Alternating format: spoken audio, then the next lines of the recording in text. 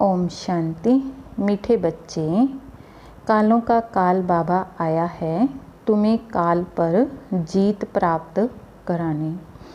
मन मनाभव के मंत्र से ही तुम काल पर जीत पाएंगे। प्रश्न है, रूहानी बाप तुम रूहानी यात्रियों को कौन सी एक विशेष शिक्षा देते हैं? उत्तर है, हे रूहानी यात्री, तुम देह अभिमान छोड़ देही अभिमानी बनो। रावण ने आधा कल्प से तुम्हें देह अभिमानी बनाया, अब आत्म अभिमानी बनो। यह रूहानी ज्ञान सुप्रीम रूह ही तुम्हें देता और कोई दे नहीं सकता। गीत है ओम नमो शिवाय। ओम शांति। बच्चों ने अपने बाप की महिमा सुनी। गाया भी जाता है, ऊंचती ऊंच भगवान। वह है सब बच्चों का बाप। बाकी जो भी हैं आपस में सब ब्रदर्स हैं और सबका बाप भी एक है। वह है शिव बाबा। तो बाप ने समझाया है, हे बच्चों, भक्ति मार्ग में तुमको दो बाप हैं, लौकिक बाप और पारलौकिक बाप। रचिता से रचना को वर्षा मिलता है, वह है हद का वर्षा, यह है बेहद का वर्षा।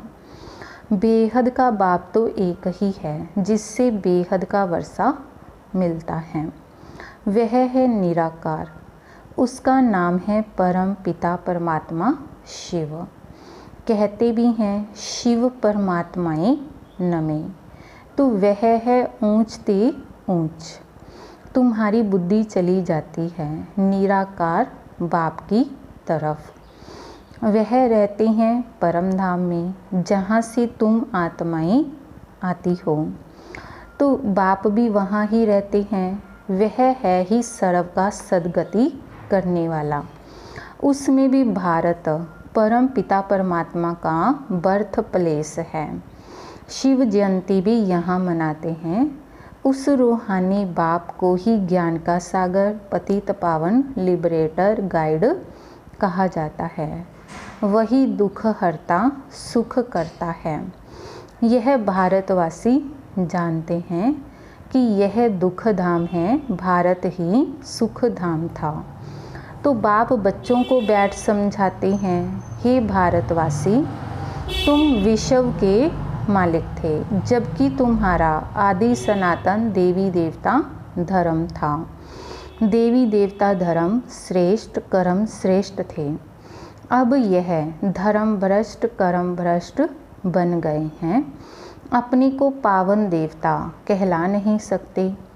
कलयुग अंत तक भक्ति मार्ग चलता है।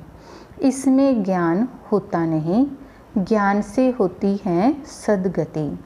तो सर्व का सद्गति दाता बाप जब तक ना आए तब तक सद्गति हो न सके। तो बाप कहते हैं कि मैं कल्प के संगम युग पर आता हूँ। इस समय है ही पतित दुनिया, पावन एक भी होता नहीं। भल सन्यासी पवित्र बनते हैं, परंतु फिर उनको पुनर्जन्म तो यहाँ ही लेना है। विष से जन्म लेना पड़े, वापस जाने का है नहीं।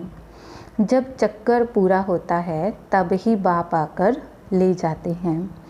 तो इनको कहा ही जाता है सुप्रीम ज्ञान। सुप्रीम रूहानी ज्ञान देते हैं। सुप्रीम रूह ही ज्ञान का सागर, पतित पावन है। बाकी शास्त्रों का ज्ञान तो है ही भक्ति मार्ग। बाप कहते हैं यज्ञ तप तीर्थ आदि करते और ही नीचे गिरते आए हो। तुम पहले सतो प्रधान थे, भारत में प्योरिटी थी, तो पीस प्रोस्पर्टी भी थी, हेल्थ वेल्थ दोनों थे।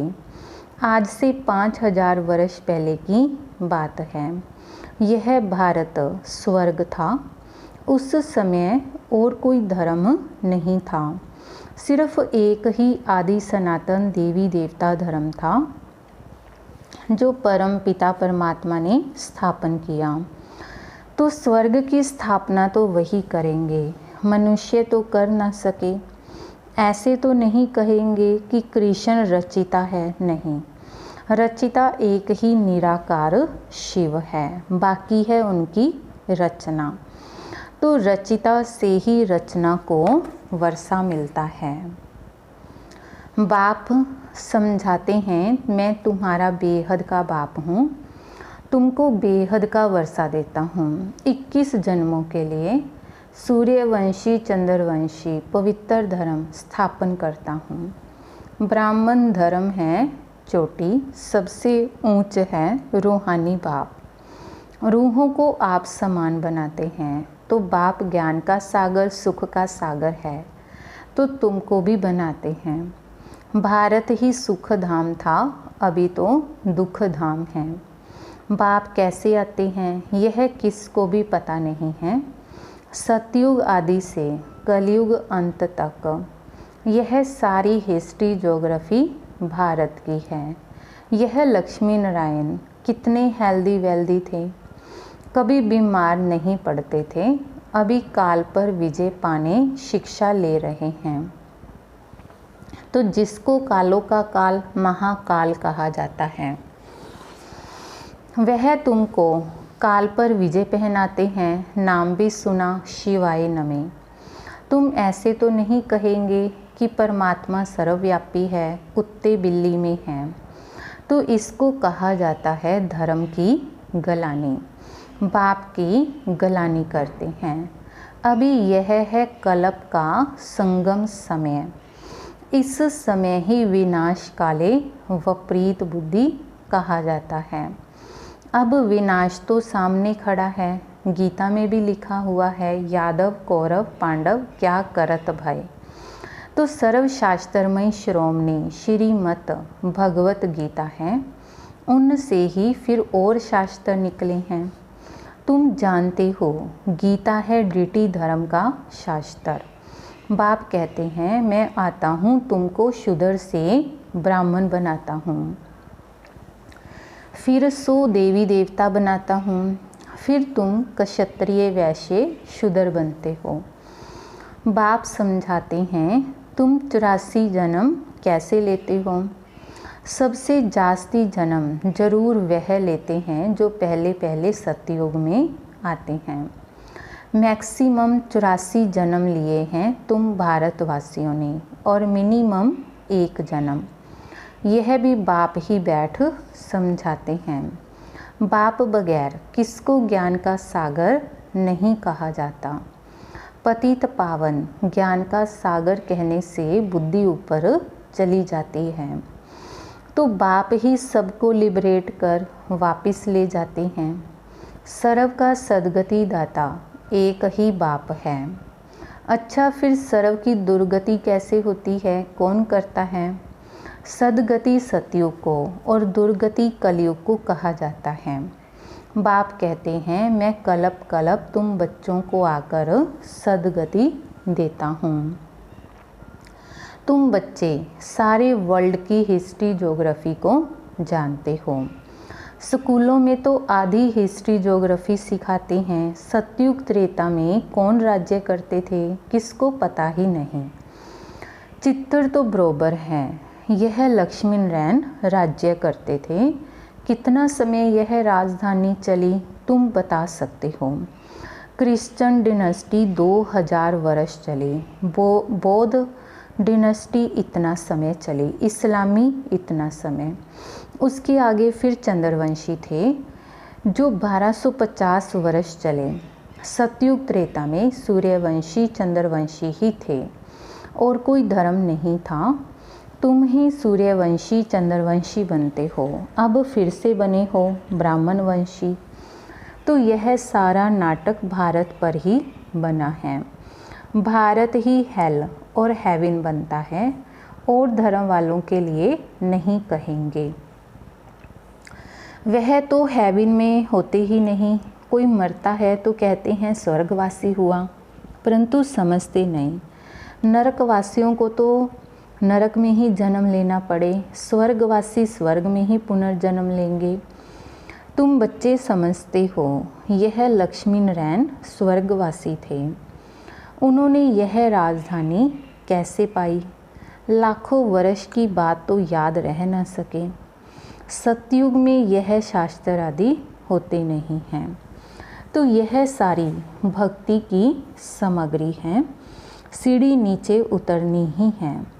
सतो प्रधान से सतो रजो तमो में यह सीढ़ी उतरने में 5000 वर्ष लगते हैं।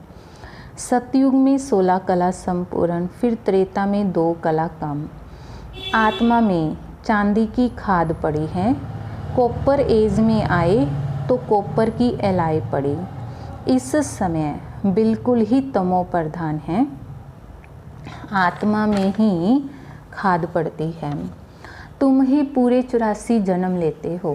तो यह रूहानी बाप शिव बाबा आकर रूहानी बच्चों को समझाते हैं। तुमको अब आत्म अभिमानी बनना है। रावण की प्रवेशता होने से सब देह अभिमानी बन जाते हैं। अब अपने को आत्मा समझना है।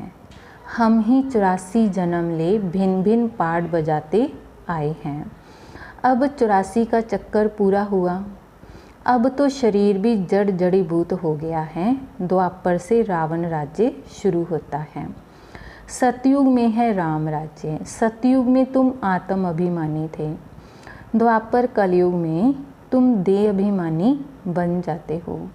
न आत्मा को न परमात्मा को जानते हो। बाप समझाते हैं आत्मा एक स्टार है, भ्रकुटी के बीच में चमकता है अजब सितारा। तो उनको सिवाय दिव्य दृष्टि के देखा नहीं जा सकता है। यह बिल्कुल ही सूक्ष्म है। आत्मा ही एक शरीर छोड़ दूसरा लेती है। हम आत्मा ने 84 जन्म लिए हैं। तो परम पिता परमात्मा भी बिंदी है। उनको ही ज्ञान का सागर, पतित पावन, नॉलेजफुल कहा जाता है। तो परम पिता परम आत्मा में सृष्टि के आदि मध्य अंत का ज्ञान है। बीज रूप होने के कारण उनको सत्य चित्त आनंद स्वरूप कहा जाता है। बाप में जो ज्ञान है वह जरूर सुनाना पड़े। तो यह है स्पिरिचुअल नॉलेज। सब रूहों का बाप आकर रूहों को पढ़ाते हैं। तुमको आत्म अभिमानी बनना है। शिव बाबा हमको पढ़ाते हैं, वही नॉलेजफुल हैं। तो बाबा ही आकर स्वर्ग की रचना रचते हैं। तुमको स्वर्ग के लायक बनाते हैं। यह सृष्टि चक्कर का राज कोई मनुष्य नहीं जानते। बाप को ही ना जानने के कारण भारत का यह हाल हुआ है। भारत में प्योरिटी थी तो पीस प्रोस्पर्टी थी, अभी तो है ही नरक। फिर कोई स्वर्ग में जा कैसे सकते? बिल्कुल ही पत्थर बुद्धि हो गए हैं। बाप कहते हैं मैं बच्चों के लिए कोई तो सौगात ले आऊँगा। तुमको स्वर्ग का मालिक बनाता हूँ। जिन्होंने कल्प पहले वर्षा लिया है वही अब लेंगे। मनुष्य से देवता बनेंगे। वास्तव में प्रजापिता ब्रह्मा के तो सब बच्चे हैं। अब ब्रह्मा द्वारा शिव बाबा रचना रच रहे हैं। तो ब्रह्मा कुमार कुमारी बनते जाते हैं। शिव बाबा से वर्षा लेने के लिए पुरुषार्थ करना है। तमो प्रधान से सतो प्रधान बनना है। बाप कहते हैं बच्चों मुझे याद करो तो तुम्हारे सब विकर्म विनाश होंगे। तो यह स्पिरिचुअल नॉलेज सिवाय बाप के और कोई दे नहीं सकता।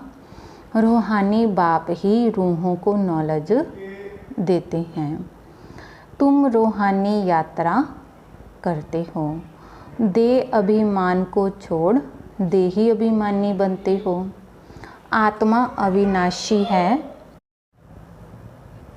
आत्मा में ही पाठ भरा हुआ है।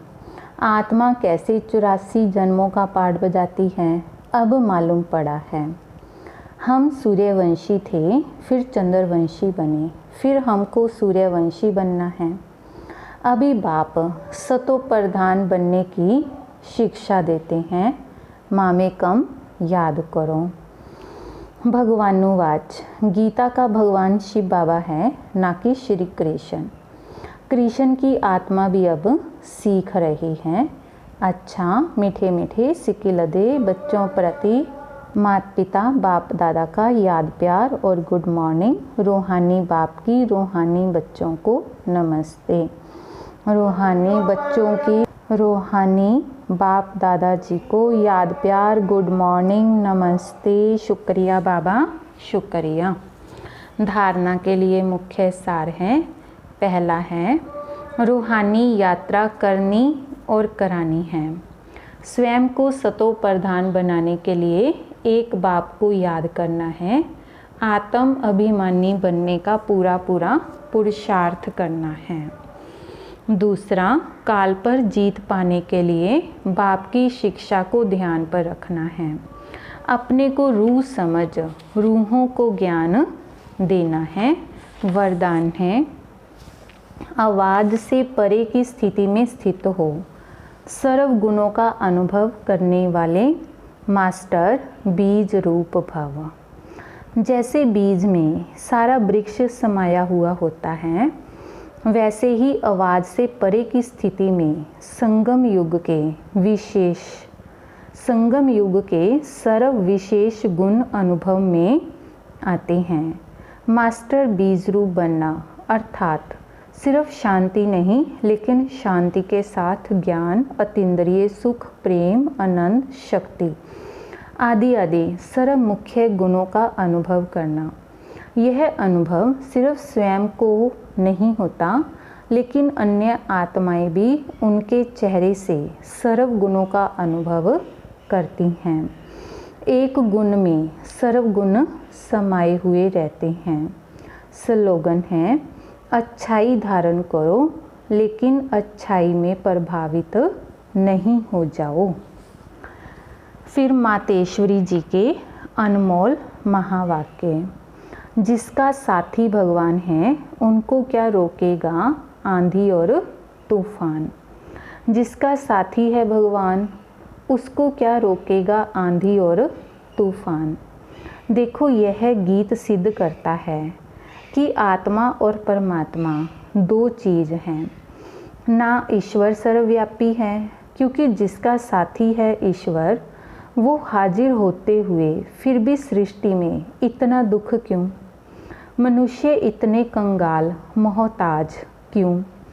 परमात्मा तो सुख स्वरूप है, तो सर्वव्यापी परमात्मा कहना गोया परमात्मा की इंसल्ट करना है। भगवान के हाजिर होते दुनिया सुख स्वरूप होनी चाहिए, वह दुख रूप। फिर परमात्मा को पुकारने की दरकार क्यों? तो इस समय माया सर्वव्यापी है, ना कि परमात्मा हाजिर है। परमात्मा सिर्फ एक बार संगम पर आता है, तब उनको हाजिर नाजिर कह सकते हैं। बाकी उनकी याद सबके दिलों में जरूर व्यापक है। शरीर को चलाने वाली शक्ति तो हर एक में भिन्न भिन्न संस्कार वाली आत्मा है, ना कि परमात्मा है। तो अब विचार करना है कि परमात्मा का साथ क्यों लिया है। इस माया के आंधी और तूफान से पार होने के लिए। तो जरूर कोई माया का तूफान है, जिससे पार होने के लिए उस परमात्मा का साथ हम आत्माएं मांगती हैं। अगर वो हाजिर होता तो न माया की उलझन होती, न उनका साथ लेने के लिए याद करना पड़ता। तो हम आत्माओं और परमात्मा दोनों का इस खेल में पार्ट है। तो जब परमात्मा आता है तो उनका पूरा साथ ले, उनका हो जाना है, तब ही माया के तूफान से छूट पाएंगे। भल वो सबका सुखदाता है, परंतु जो प्रैक्टिकल में उनका सहारा लेते हैं, उनको ही साथ मिलता है। तो उन बच्चों को एक्स्ट्रा प्राप्ति होती है। भल वो दुनिया के अंदर आए उपस्थित हुआ है, परंतु ओहो आश्चर्यवत दुनिया इसको न जानने के कारण इनका साथ नहीं लेती है। अगर इनका पूरा साथ पकड़ ले तो मदद देने में मशहूर है। कहते हैं एक कदम तुम आगे बढ़ो तो 10 कदम आगे आएंगे। तो वो संपूर्ण वर्षा देते हैं जिसमें कोई अपूर्णता नहीं होती। अच्छा, ओम शांति।